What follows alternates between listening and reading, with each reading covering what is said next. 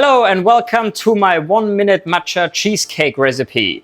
If you're a friend of Thermomix, the same way I am, then this is for you. All you need is a spring form. I use a 21cm spring form. I've prepared my eggs, my cream and my condensed milk with my matcha powder and my vanilla. I have my 2 sugars, brown and white, and I have my cream cheese. And we're gonna add everything all in together into our Thermomix, blend it for 20 seconds. Cake is going straight into the oven, 230 degrees for 20-25 minutes. And then we're gonna turn it down to 180 degrees for another 20 minutes. Our jiggly and caramelized top, nice and jiggly. Here it comes, our 30-second matcha cheesecake. I'm using one of these metal plates / tart tin inserts just to lift it off, put it on my plate. With portioning this cheesecake, I'm gonna use a damp cloth and I have a serrated knife.